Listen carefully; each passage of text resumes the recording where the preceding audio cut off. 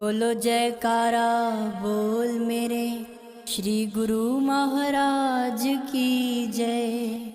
जब हम श्री आनंदपुर धाम जाते हैं तो वहां का नजारा कैसा लगता है।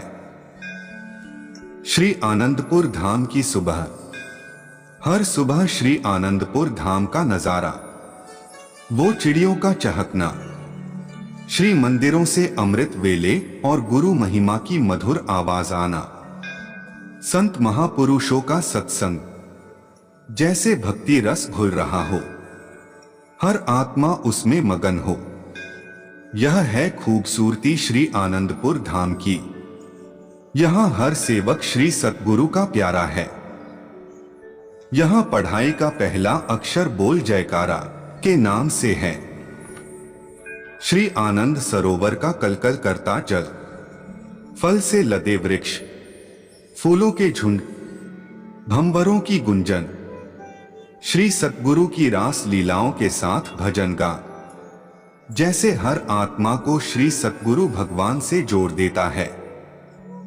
कोई श्री मंदिरों की परिक्रमा कर रहा है तो कोई श्री आनंद शांति कुंज की, कोई जा रहा है शांति भवन, कोई श्री आनंद शांति धाम, कोई तो ध्यान समाधि लगाए है, कोई भक्तों को श्री प्रभु की लीलाएं व कथा सुना रहा है, तो कोई श्री सतगुरु भगवान के मीठे भजन गा रहा है। ऐसा लगता है कि सब तन मन धन से श्री सतगुरु भगवान के श्री चरणों में अर्पित हो गए हों। ऐसा नजारा है हमारे श्री आनंदपुर धाम का।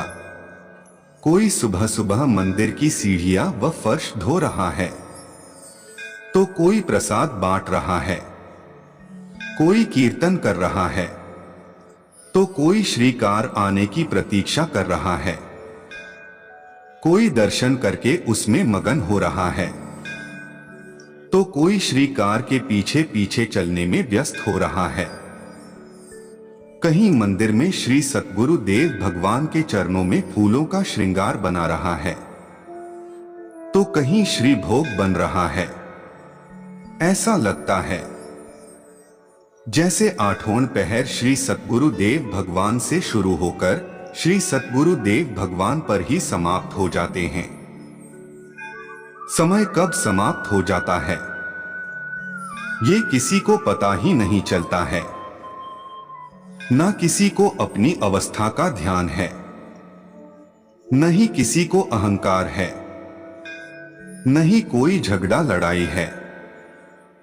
सब मिलजुल कर निस्वार्थ प्रेम जगा रहे हैं अपने और दूसरों के दिलों में। प्रातःकाल के यह हैं सुंदर दर्शन इस श्री आनंदपुर धाम के।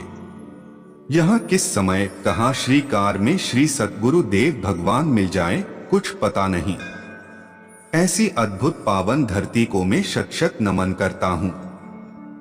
श्री आनंदपुर धाम में आने वाले हर गुरुमुख के मन में एक सी ही छवि है, श्री सतगुरु देव भगवान की।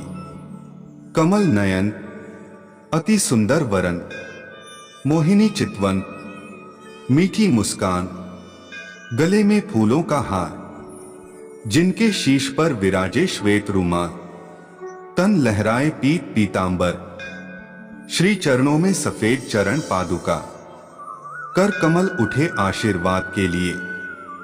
यह भगवान जिन्हें हर संत व गुरुमुख प्रेम से श्री गुरु महाराज जी बुलाए, वह सबका चित्त चुरा लेते हैं। यहां नित्य सुबह से लेकर रात तक हर कोई केवल श्री सतगुरुदेव महाराज की ही सेवा में रत है। आठों पहर आठों याम, श्री युगल सेवा एक ही काम। ऐसा है मेरा श्री आनंदपुर धाम।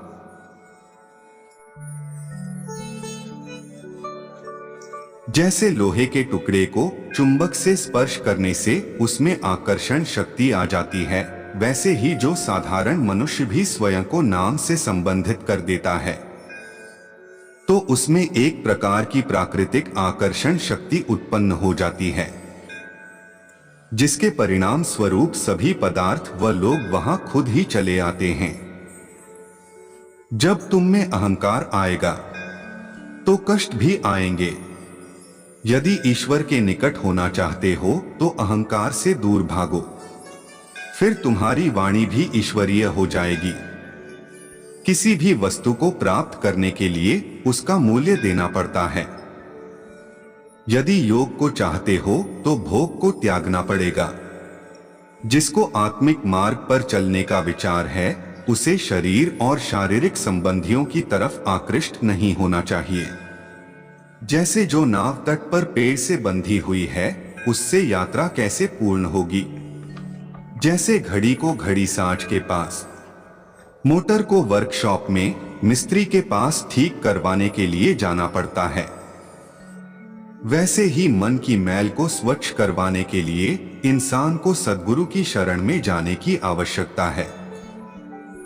यदि तुम कहो कि सारा संसार मुझसे प्रेम पूर्वक चले तो किसी एक के लिए भी तुम्हारे मन में घृणा न हो।